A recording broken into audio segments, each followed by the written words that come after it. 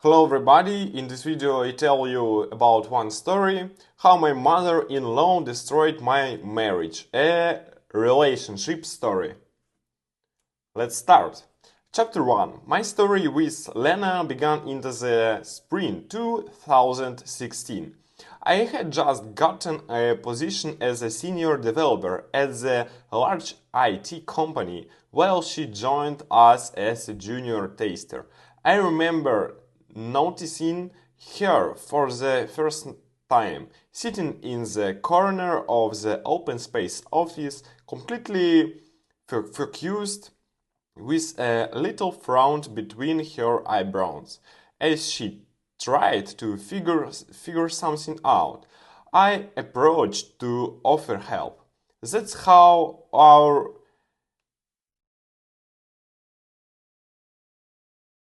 accidental meetings by the coffee machine at 11:15 began, which gradually turned into shared lunches in the cafeteria, and then into our first timed dates. Lena was special. Not some glamorous Instagram doll, but real, with genuine emotions.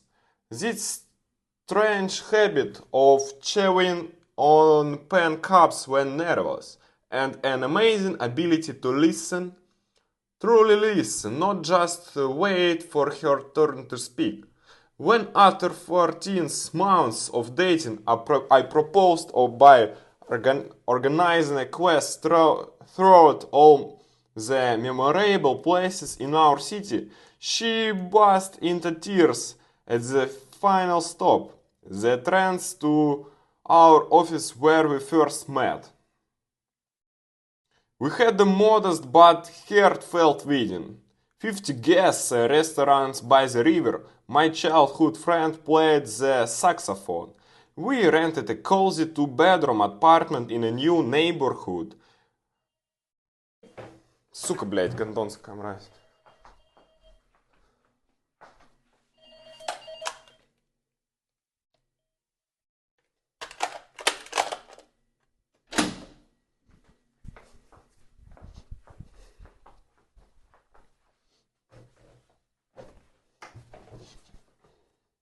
I'm sorry.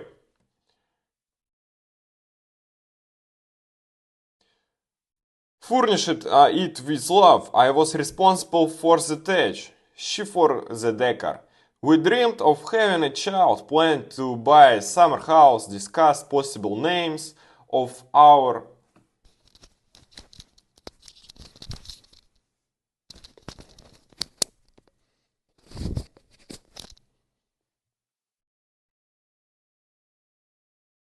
future children. At the time it seemed to me that life had finally gained that meaning and stability I had always dreamed of. Chapter 2.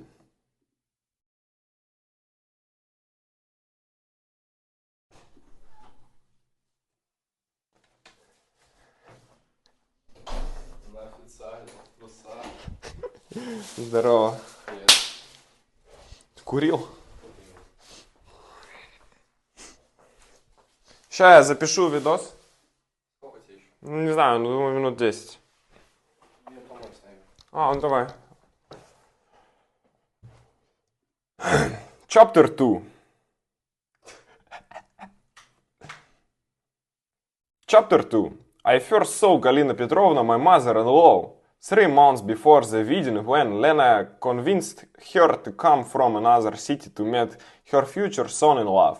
First impression: a strict but attractive 62-year-old woman, former school deputy principal with piercing eyes and old-school intelligentsia manners.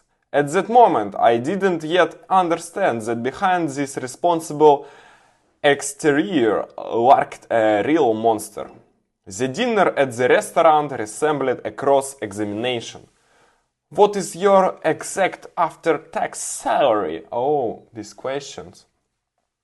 Why at 29 are you still unmarried? Any hidden vices?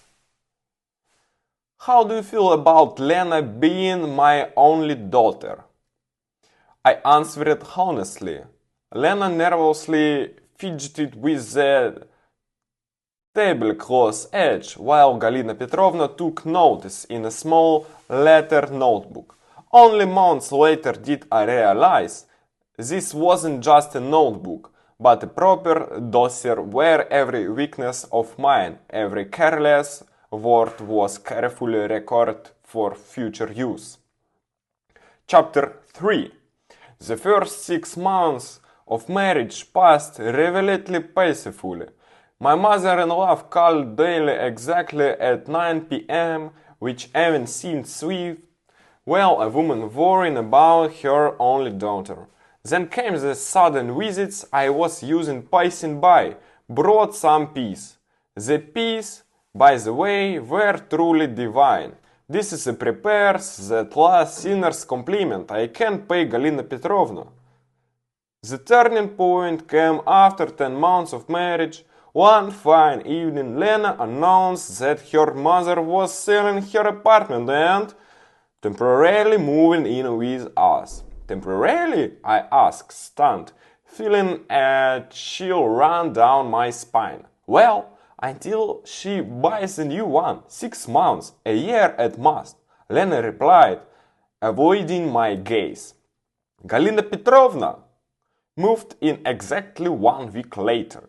Her belongings and wares took up not just half the hallway closet, the bathroom shelf, and a third of the kitchen cabinets, but also, as it later turned out, a significant portion of mine and Lena's personal life. Chapter 4. The first serious clash occurred 3 weeks after her move. Returning from on Friday, I discovered my collection of t-shirts neatly folded in a trash bag. What is this? I asked, feeling blood rush to my face. Rags. A man your age should dress respectably. My mother-in-law replied coolly, without even looking up from stirring the borscht. That evening Lena tried to smooth things over. She meant well buy you new, respectable shirts. But something in our relationships cracked seriously that day. It was the first, but far from last, invasion of my personal space.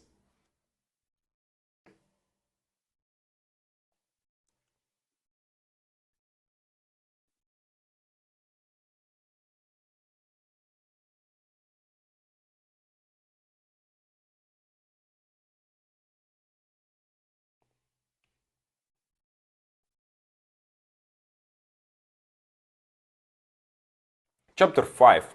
Galina Petrovna quickly realized direct attacks were ineffective. She switched to more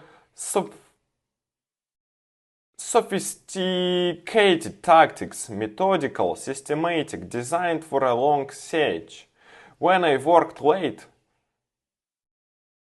Lenочka, my first husband, also used to work late until I found out about the slut from accounting. By the way, are there many young girls in your department?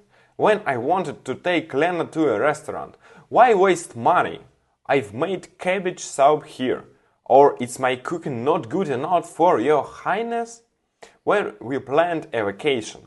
Oh, but what about me alone? My blood pressure. Last time you left, I had to call an ambulance. My hobbies got special treatment. She